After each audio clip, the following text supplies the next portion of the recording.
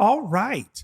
Welcome to the Better Marriage Daily Podcast. I'm Sean. And I'm V.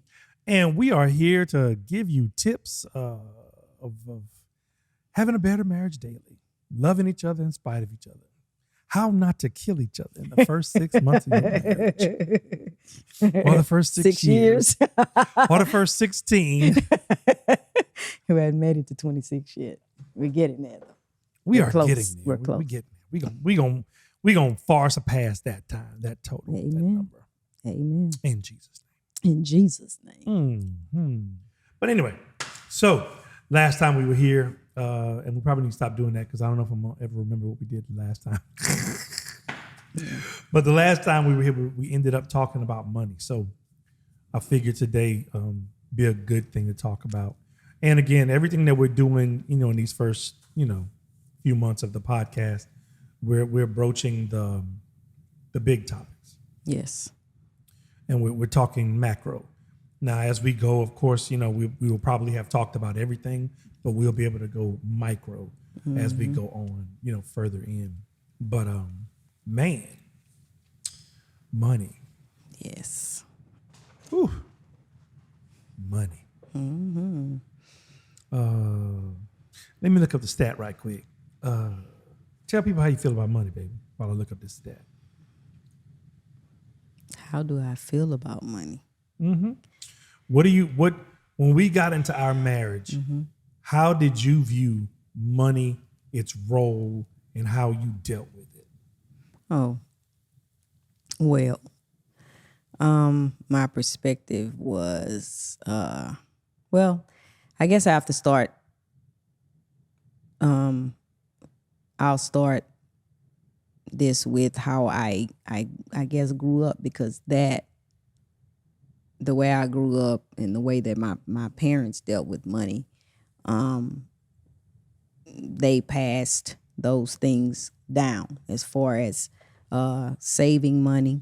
You don't spend more than you should, and you always put away money. They taught us how to save and the value of it, and you just don't spend it on everything. You don't let money burn a hole in your pocket. The way people used to say that. Come on, let it burn a hole in your pocket. Yeah, and they taught us that it was a resource, and that you spent it responsibly. Yeah. Okay. So coming into the marriage, that's how I viewed money. Yeah, I was a good steward, I thought. You thought, yeah. Mm-hmm. And the way I grew up with money, my relationship with my parents was that my dad made it. Mm-hmm. My mom, and it's why my mom came into the marriage with her job. She had a car. She was self-sufficient by all practical points and purposes. She was self-sufficient. And then she got into the marriage, and then she kind of, allowed daddy to take over. Mm-hmm. And I'm sure if we were to talk to her and get her, her real thoughts on that, that'd be the one thing that she probably wish she would have not done, Mm-hmm. But again, that goes into trust, that goes into communication, that goes into, y'all, talking about these things and talking it out and seeing how you feel about it. And then, and how you deal with money. I think in a relationship before you get married, you should probably talk about money. Right. You should talk about. Definitely. Yeah. You should talk about how your family dealt with money. Mm-hmm. You should talk about how you've been dealing with money, because in my family, money was never really an issue. Mm-hmm. Later on in life, I found out that, my dad, once he understood the credit game, he was, a lot of times he'd probably be a little extended, but he had a job and he played music. So that's a lot of money coming in the house, especially in the 70s and 80s, 60s, 70s, 70s and 80s for sure though, right? That's a lot of money coming in the house. So I wish he would have been more of an investor, like buying properties and stuff like that. Because as I've gotten older, but I've gone through life, I've realized that you should spend money on appreciable assets, not depreciable assets, things that make money and gain in value versus Right. things that lose value, like a car instantly loses value once you drive off the lot. A phone, Right. clothes, those kinds of things don't necessarily make a legacy, Right. So that was a thing for me. And the way I viewed money was that I needed to get it. Oh yeah. And I've always understood in my adult life that money was a tool, right? Right. And right before we got married, man, I had spent so much money because I was in the cash business. You know what I'm saying? Music. I played music, so I had cash money All the time. all the time. I waited tables. I was a bartender. Everything I did was pretty much cash money after I turned 22, 23. I would have a job and there would be a check, but the check would be on my $2.31 an hour as a waiter, and maybe $2.40 an hour as a bartender, $2.50 an hour as a bartender, something like that.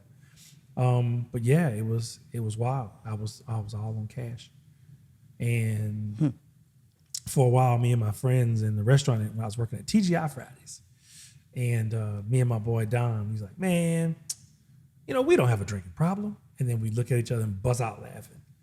What's the first thing you say whenever you have a drinking problem? Yeah, you don't have a drinking problem. I don't have a drinking problem. I can quit whenever I want. And thankfully, we didn't have a drinking problem. But I thought about it. I was like, man, everybody I know drinks every day. And then I said, wait a minute, let me think about my family. Okay, my grandfather drinks every day. My dad, my mom, they drink a beer or two or four every day. There was always a 12-pack of beer in the refrigerator.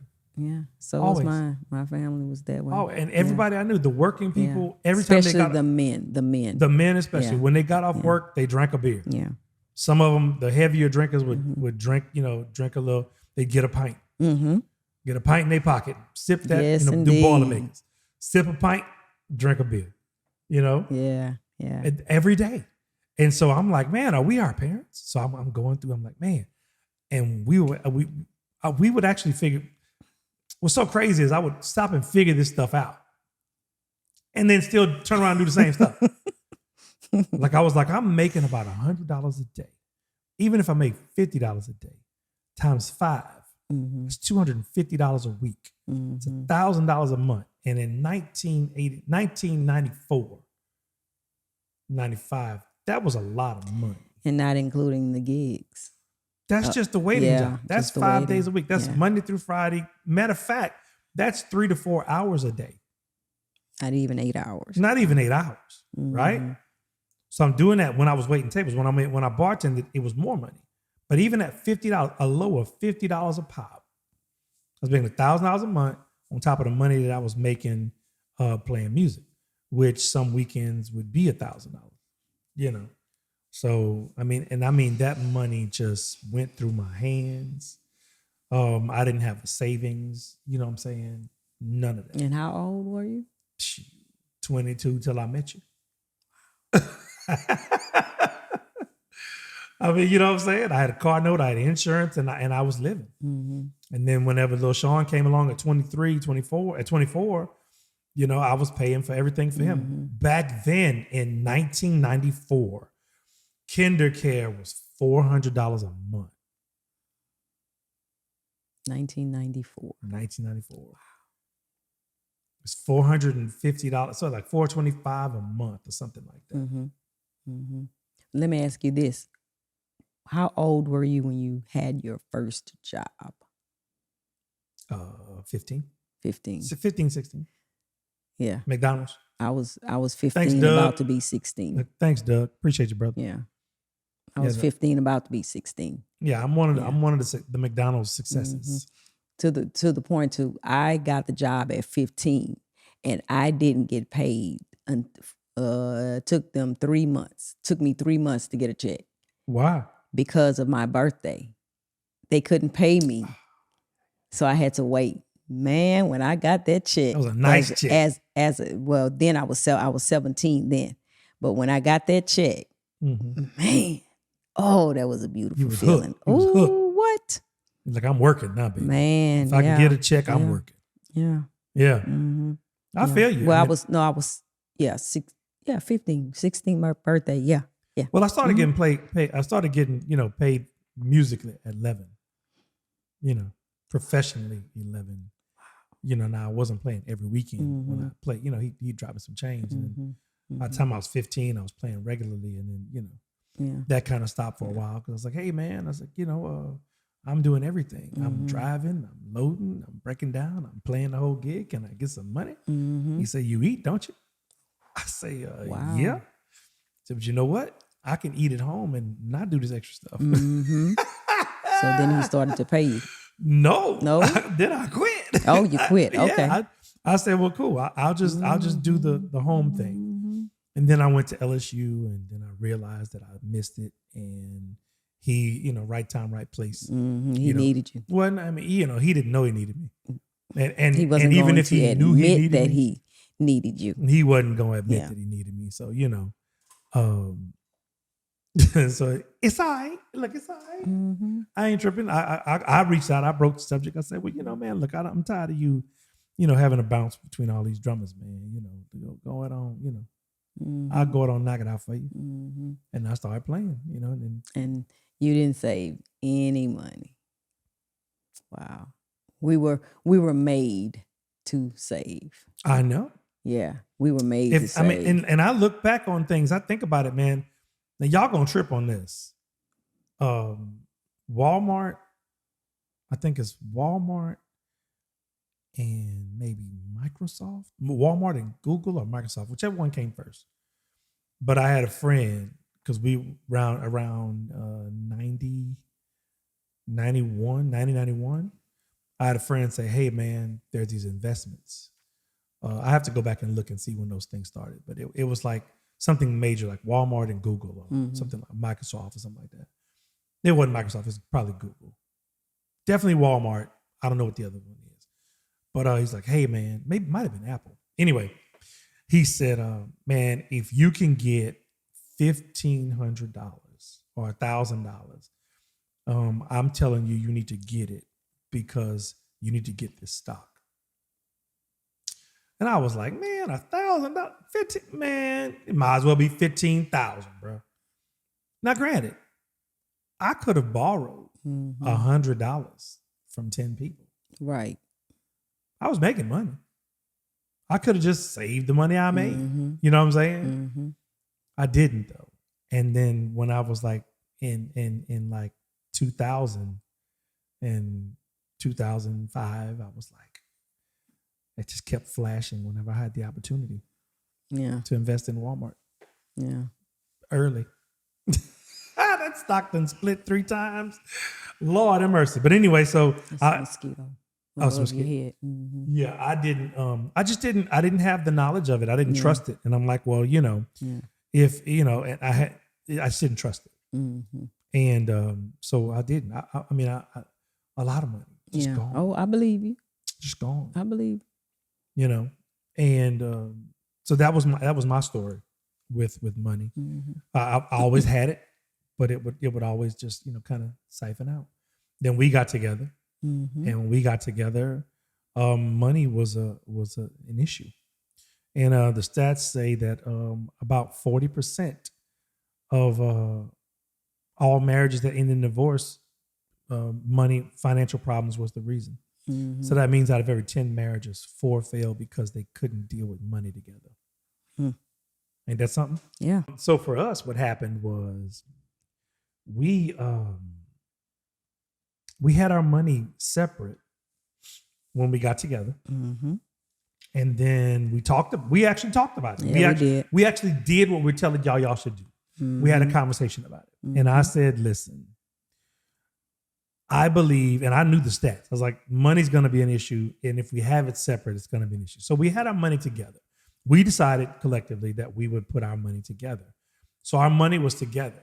But in her mind, our money was still separate. Yes. From day one, I was like, hey, baby, mine is yours is mine. She's like, cool. But what's mine is mine. In her mind, she never said that. I never said it. But in her heart of hearts, I operated. operated. I operated like that. Yeah. Yeah, man. We would have knockdown dragouts about money. Mm-hmm. And here's the thing. We had money. Yeah, we had money. And the thing that and you know, and we'll get to it, but the thing that she was charging me for, she was doing. We'll get there. So we were like, so our money was together. It would come into the general account. And then we'd spend it on bills, right? And she was saving, so we had savings.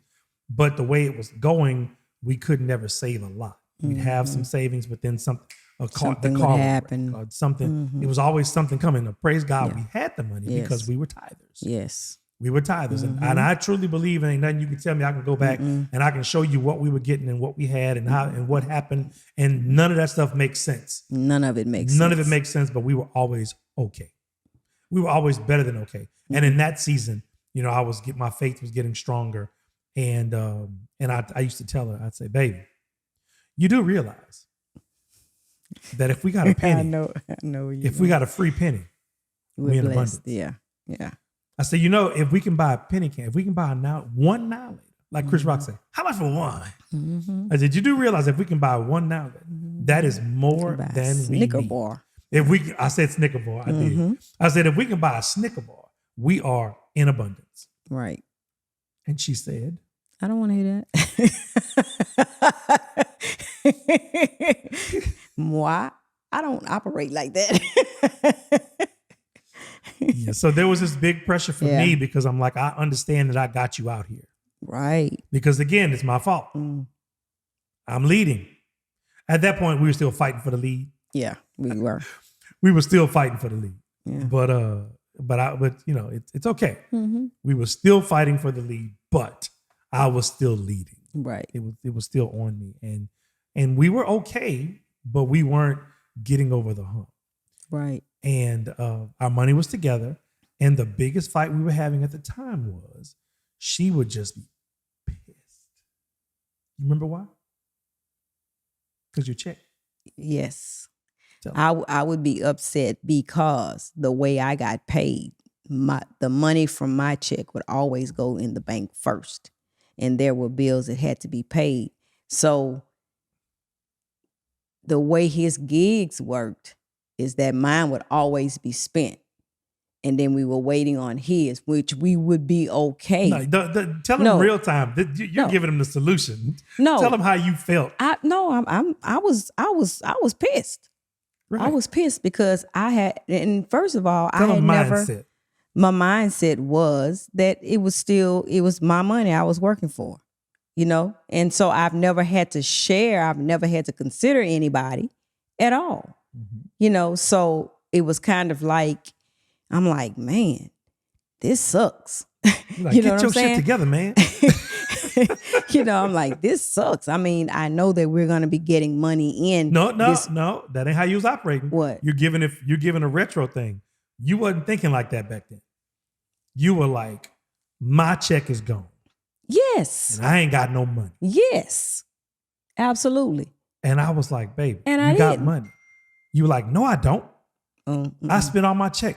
We ain't got no money. Well, how we gonna pay this? Well, how we gonna do this? I ain't got no money. See, violently. I was upset. Upset, popping neck. I was not happy. Neck and pop, all the neck popping, all of that. And even though, and I'm now that I'm thinking about it, and even though I had that mindset that my check was all gone, even you bringing in money to the house didn't matter. It wasn't mine. Right. You know what I'm saying? I would explain. She would go off. No, and I'd be man, like, I was not happy. I'd be like, baby, next week. What's mine is yours. And you're gonna be okay. Stop saying that you don't have any money because you do. But in my mind, my check, what I've worked for the last 2 weeks is gone. Yep. You know what I'm saying? So and I'll be like, baby, look, you paid it today and it's going this way. I'm getting paid this weekend, and next weekend I'm going to come back with $6,000. And so that means the rest of the month we got money. We're okay. Yeah. We just it's just a cycle. We're just going through the cycle. I didn't like the cycle. I did not like the cycle. You couldn't stand the cycle. I could not stand the cycle. And so here I am going through this. We're going through this. We're going through this. It's a regular thing because the enemy will come in and just manipulate stuff in your life to make it happen to where it just causes the friction. Yes. Because we were cool. Everything was cool. Again, like I said, I'm not cheating. We only had arguments about money and sex. That was it. That was it. That was it. Yeah. But I have a theory, and I'm going on record as saying it. When there's no problem with sex, it's 5% of a marriage. But when there's a problem with sex, some kind of issue, it's 95% of the marriage because it will permeate every single aspect of your relationship. Because the person that wants it more and is not getting it will be irritated to the highest degree. And I was not irritated at the highest degree, but I was an irritant because I wasn't getting what I wanted. And so I was constantly making us aware of it. And then we go from that to money thing on the 1st and the 15th. It was a mess. It was a mess, man. It was a mess. It was crazy. It was a mess. I was like, okay, God, I need the words. I need to know how to break this down. And so, because I kept saying, baby, look, she's like, I don't know how much longer I can do this. I think I think we need to separate our money. I said, no, we talked about this. I said, I don't believe we should. I just think we should. And that was a constant comment. Every time she'd have to unask that check. I was hot. Look, and it's in the same account. All the money went to the same account. But every time she had to unask that check, boy, she'd come back. It was hot. So now we mad because the loving is getting affected and the money's bad. So now our two subjects are right there in the forefront. It's bang, bang, bang. We just always bang, bang, bang. And so God showed me what it was. I said, okay, I got it. I said, okay, babe. And so we went in the room. I said, listen, I got we had the day planner then, because folded and showed the gigs. And I said, listen, I don't want to fight about this no more. So what I'm willing to do is I'm willing to separate the accounts like you want to. I said, but because you're making me do this, I am going to be an ass about it. I remember that. I said, and you know me. Yeah. I'm being honest with you. I'm going to be an ass about it. And what I mean by being an ass about it is your money is your money. And my money is my money. And we will split these bills down the middle, 50%.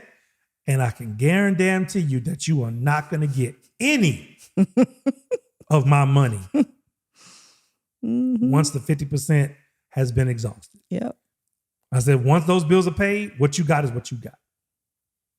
And should something else happen, something come up, we 50-50 it, and then all your money's gone, all your money just gone. Don't look to me for $1. I said, and I'm telling you this, and I want to show you how much money you make. I said, how much money you make? Okay, so your money's guaranteed. You got the same amount of money coming in every single 2 weeks. Unless you get a raise, and that'll go up a little bit. Overtime, it'll go up a little bit. You got to bust your ass for overtime, right? So you got this money coming through. I said, now look, for the next year and a half, here's mine. I'm going to be making this much. And here's our bills. This is how much you're going to be paying. This is how much I'm going to be paying. This is how much you're going to have left. I said, MV, baby, I love you, but I will show you. You will not like this. I said, because first of all, I don't think we should, as a married couple, do it because that's going to just cause separation. And we are one, and we need to be in the same bank account. We're both responsible with money. We don't have a person spending money out just for no reason or whatever. See her face? We don't have somebody spending money for no reason. I said, so we can do this. We just have, it's your perspective. The only thing that's messed up is your perspective. Yeah. And I said, but look, now that you have all the information, do you want to separate the accounts or do you want to keep on having it together? She said, we're going to keep on having it together.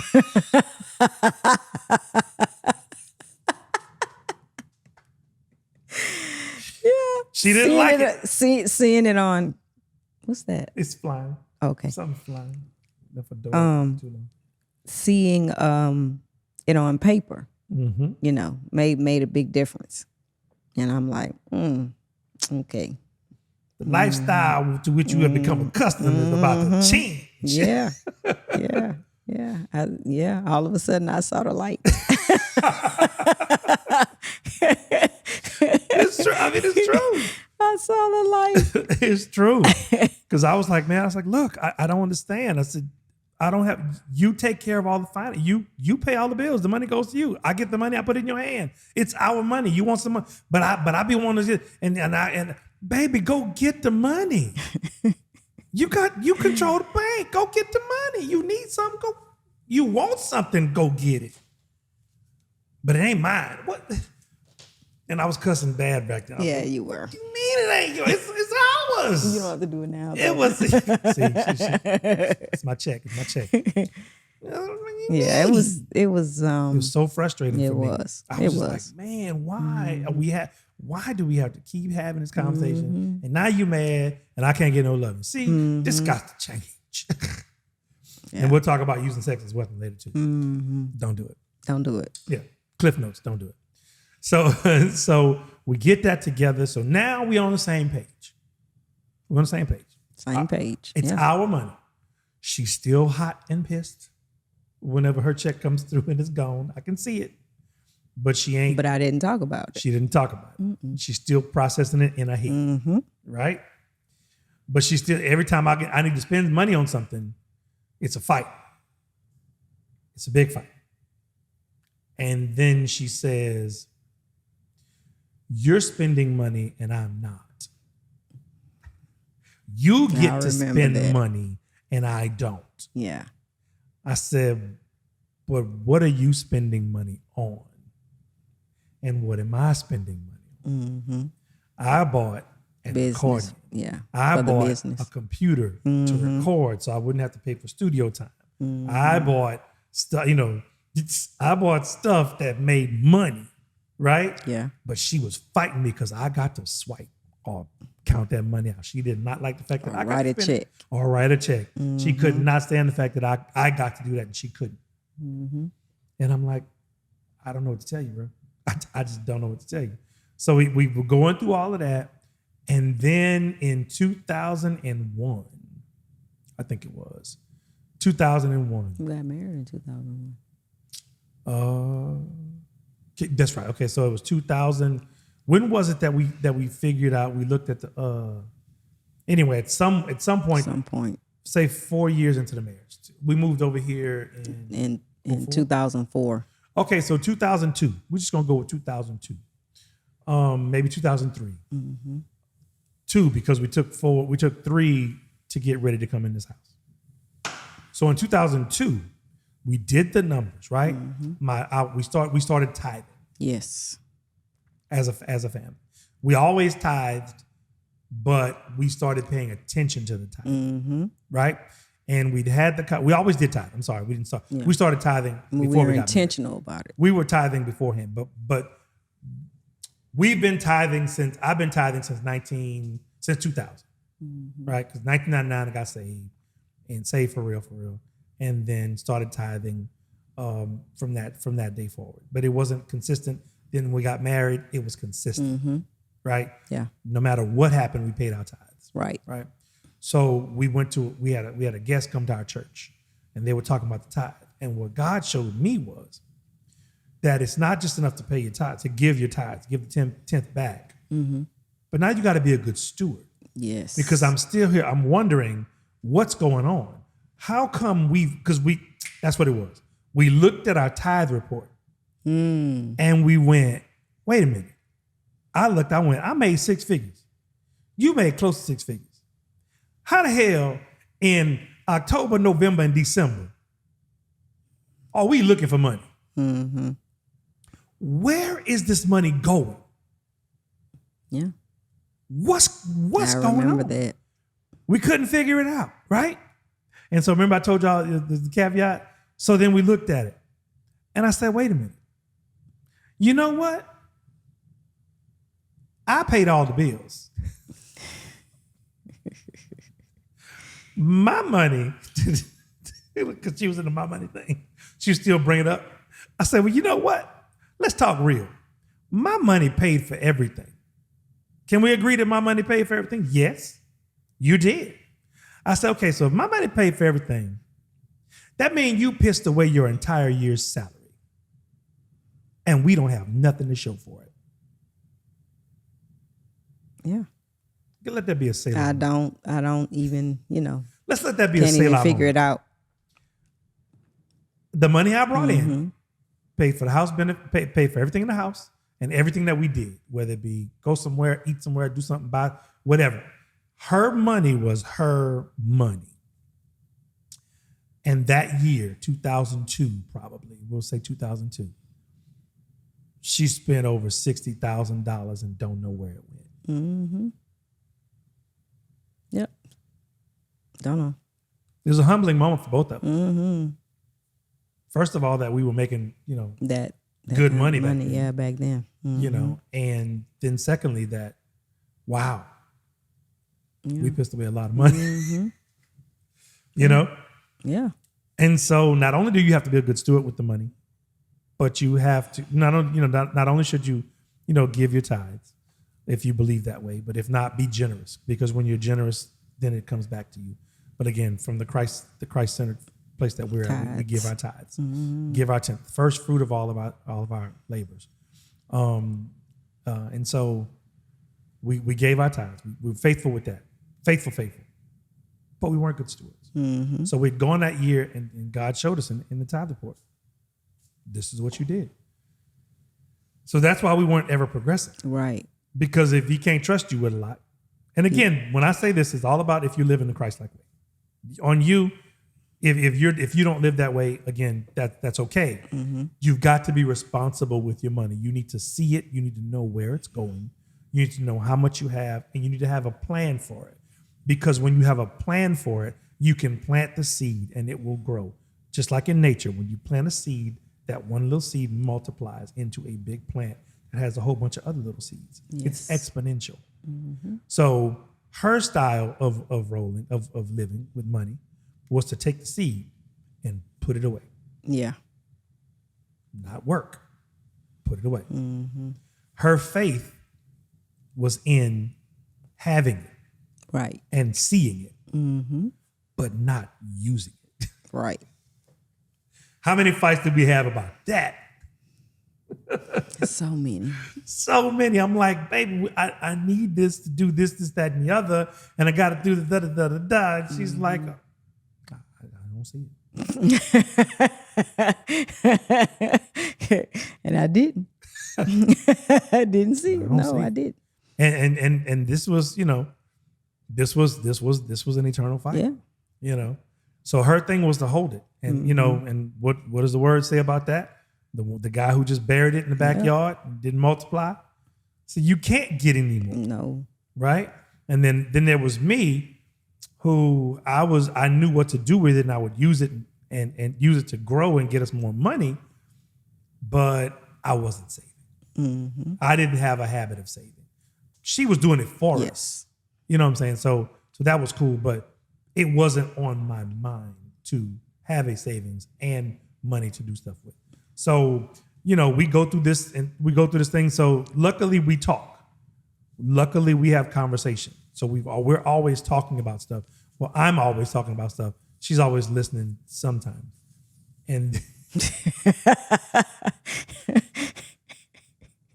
and then at some point I beat her over the head with it enough in the early years. I beat her over the head with it enough to where she finally stops and actually thinks about what I'm saying. Yeah. Instead of pushing back. Instead of pushing back. Yeah. I pushed back. So in the middle of us in those years. That was my MO. Y'all, that's why we're here trying to help you, telling you how to have a better marriage daily. You might not have the years that we had. We both had agreed when we got into this, we were in this. Period. Yeah, we were in this. No matter what. So divorce wasn't even a word we spoke. We still don't speak that word. So we were okay. But if y'all don't have your money together, and if y'all aren't those people who don't have the D word is off the table, you don't have 3, 4, 10 years to figure this out. So have the conversation and find the happy medium. The money is a tool. So you need to save money and you need to invest money. Right. While you earn money and let the money work for you. So that's the tip from today. Do that. Talk about it and have. So then now, we got to the point to where we're saving, and we're still tithing, of course. Yes. And what that does is that gives you the ability to be in agreement. Now, once we got on the same page was that year. That was the year we got on the same page, right? And so 2003 comes along, and we start talking about buying a house because now it's on my head. I'm like, we're renting. That is not cool. We need to buy. We need to buy. Look how much money we wasted renting. Look how much money we wasted renting. So then now we're okay. We got to get it going on. And we believed that we would find a house that we would not have to do anything to. And the house that the seller was going to pay the closing costs. Yes. And we could move in for $0. Yes. And we found a house, this house that we're talking to you in right now. And we paid $37. 31 and some change. $31 and some change to move in. The seller paid the closing costs. And when we moved in, we didn't have to do a single thing to this house. Nothing. It was perfect to move into, just as it was. And might I add, it was not on the market. And might she add, it wasn't on the market. Because we pay our tithes. We give our tithes. We're faithful to it. And we believe whenever we sow, and we also sow seed. We give above and beyond. That's the generosity thing I told you about earlier. We give above and beyond. And so whenever we come together and we don't doubt, we believe. And we believed. And we believed seriously together. Did. We believed. Yeah. And we had a realtor. And we spoke it. Yeah, we spoke it into existence. We wrote it down. We saw it and we believed it. And then we kept saying it. Yep. And we'd drive around and say, we're going to get a house. And the seller going to pay the closing costs. And we ain't going to have to do nothing. We just kept adding to it. And we ain't going to pay no money down. Oh, yeah, we ready, right? And so we tell the realtor, he's like, okay. And I was like, you say what you want, bro. Yeah, he wasn't a believer. We're believing this. Yes. This is what we're believing for. Boom, boom, boom, boom, boom. He's like, okay, I'll look for you, but are you flexible? I was like, yeah, I'm flexible. Of course we're flexible, but we don't have to be because it's going to happen. Yeah. Believe us. It's going to happen. And then we went to see these houses and he finally knew what we wanted. And then he says, y'all. Called one day out of the blue. Y'all. There's a house y'all need to see. And it's not even on the market yet. Not even on the market yet. Like, can y'all come right now? I was like, yeah, of course we can. So we showed up. And when we drove up, we were like, oh, come on. And how much is this? Oh, it's in our price range? Oh, and then we came in here, we were like, oh my God, this house is huge. Huge, yeah. Huge. So I said, okay. I said, hey man, you know what we want? He says, oh my God. I said, look, all you gotta do is ask. All you gotta do is ask. All we're asking you to do is ask. And so he called us back. He says, I'm flat. I don't even know what to say. She's going to pay the closing costs. And but we have to do this something like, and this isn't part of closing costs. So it's $31. Yeah. And we were like, what did we tell you? I know you told us. I know you told me. I know you told me. So we moved into this house for $31. $31 and some change. I want to say like 31.27, something like that. And it's been 20 years that we've been in the house. 20 19. Years? Huh? 19. 24 would be 20. I thought. No, we moved in. 04. 24. Sorry. 19 years we've been here. We've been here 19 years. So the takeaway is have the money conversation. Yes. Have it honestly and work together to get to common ground. Right. And I would say this too about the bills and just about money. Figure out between the two of you who is better at paying bills. Who's better, because that matters. You don't want the person is not good at paying bills and paying them on time to do that. I mean, you have to know who you are. Yeah. You know, and so you have those conversations. So it's trust. He trusts me to do what I need to do. And he knows that I know up here when things are due. She got a whole schedule in her head. A whole schedule in my head. So how much they are to the penny. Yeah, to the when penny. They're due. And when they're due. So, that helps him he doesn't have to think about it. I take care of that part of it. And like he said earlier, if there's a deficit, then I come to him and I say, hey, we're short $250, something like that. And then he said, okay, make it happen. Or, he said, I'll make it happen. And he does. Pull it from here. Pull it from here, with your counts or whatever. Here's the check. I didn't cash it, my bad. Yeah. Again. Yeah. Yeah. And now it works. We don't have any arguments about money, because I'm not one that no, I wouldn't say an argument, but a thing that we talk about a lot is that I will go without important things because I just don't want to spend the money. I'm like, we're not broke. You make me shame. Stop making me shame. But I told him, I said, do you know how many men would love to have that, a wife like that? Like, dude. I do. And I'm just like, look, I mean, baby, we not broke. No, we're not. Stop. Get that poverty mindset out of here. That's not us. It's not for us. It's not for us. That ain't for us. It's not. It ain't for us. Let that go. But I do. I put off. I just put off things. But I do the same thing. Yeah. I don't ever. I very rarely buy stuff for myself. And what do I tell you when you talk about it? I'm like, well, go get it. You need, So, Side note, I don't know who's like this. I want everything in the world, and I can tell you exactly what I would want when I don't have the money for it. But when I got the money for it, pulling the trigger is a little difficult.